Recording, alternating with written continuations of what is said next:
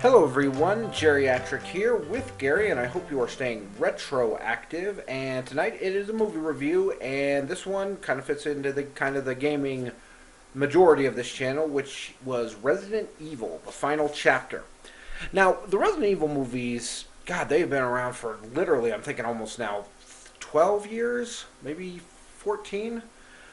And it's crazy because much like how the game series eventually moved more into action until, of course, this last one, Biohazard, they started off very scary and then moved more into action. The story is basically it's continuing the Resident Evil story right after Retribution.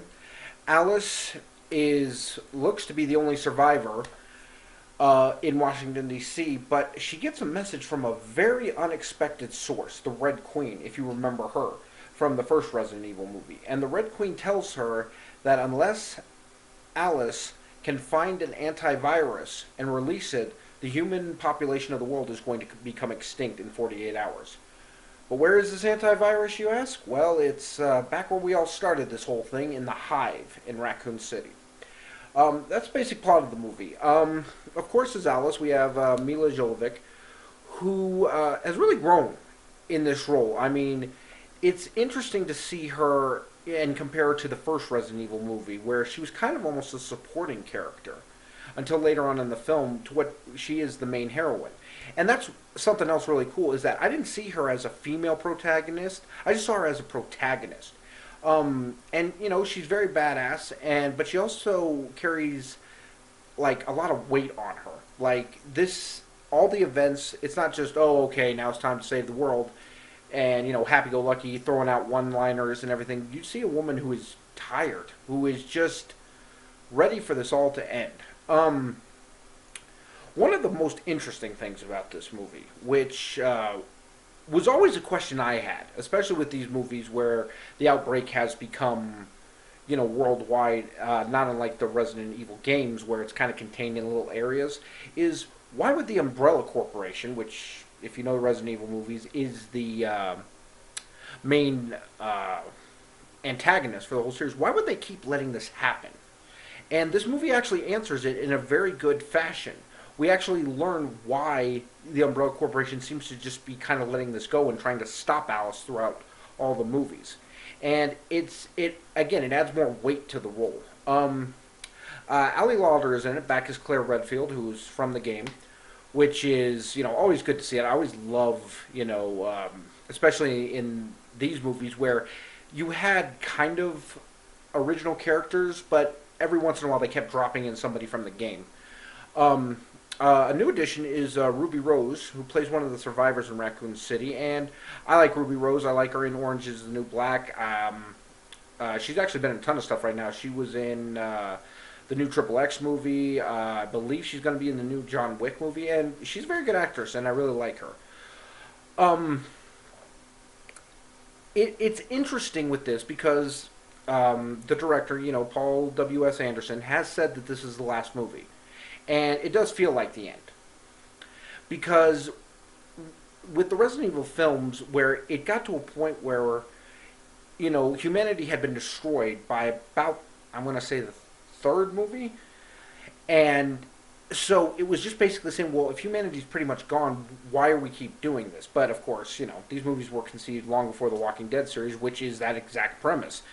Here's the end of the world, and what happens next? I think he wanted to really go back to some of the scares, because of all Resident Evil movies, and you might have forgotten this, you know, because, as I said, they became more action-oriented, but the first one had some really scary parts, and this tries to harken back to a little bit of it. If you are a fan of the games, you're going to notice some of your favorite characters are back. Monsters, that is.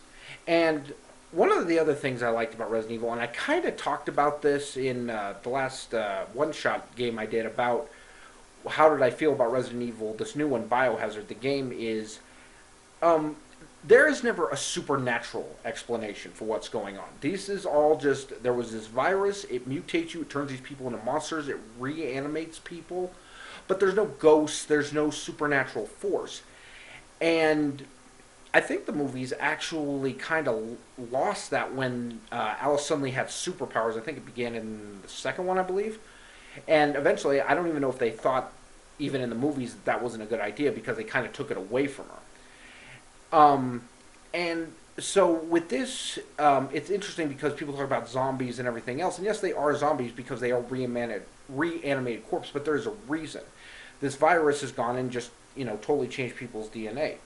And that's kind of what I was thinking about with this new Resident Evil, is that it seems almost like they're trying to add a little something supernatural to it. And I don't know how I feel about that, because Resident Evil to me has always been better when it's just like, okay, they're monsters because of scientific experiment. I consider it more of a sci-fi horror film than just a supernatural horror film. But as I said, I'm, watching the playthroughs for Resident Evil Biohazard and trying to see what's going to happen, and hopefully it'll still tie into everything.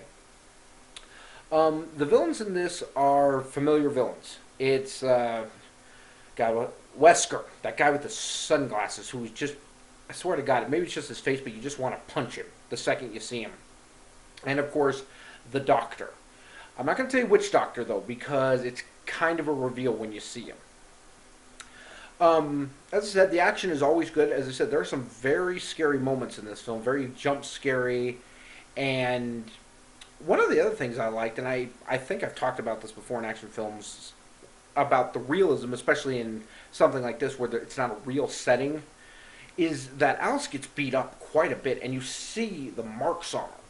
That, she has glass impaled into her arm, and, I mean, she does, get her ass kicked, but, maybe that's the mark of a good fighter. It's not how well you can kill everybody else, it's, can you take a beating and stand up? So yeah, go see it.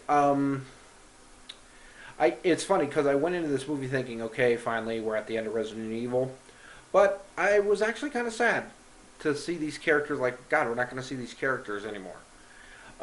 Rated R, extreme violence, language, and just, as I said, this, when I say extreme violence and gore, extreme violence and gore. It's just, yeah, don't bring the kids to this one. It's R-rated for a reason. But yeah, check it out, especially if you've seen some of the other Resident Evil films and you want to see kind of how everything ends. Yeah, it's really good, and this was actually a good one to go out on. If I was going to rate the series, I put it up there probably the second best, but right after the first Resident Evil, which was just scary. And actually, this movie actually made me want to go rewatch the first movie again. So yeah, check it out, play the game, let me know what you think about it, and yeah, it's a pretty good little thrill ride. So, this is Geriatric, that's Gary. This has, of course, been the review for Resident Evil, the final chapter. And remember to keep it retro.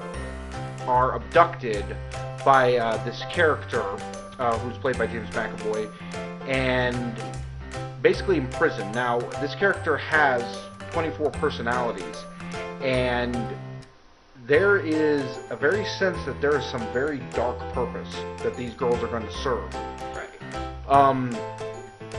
And, I mean, first off, I guess we just got to talk about McAvoy. In a very challenging role, where he basically has to play 24 different people, and, I mean, I personally think he just knocked it out.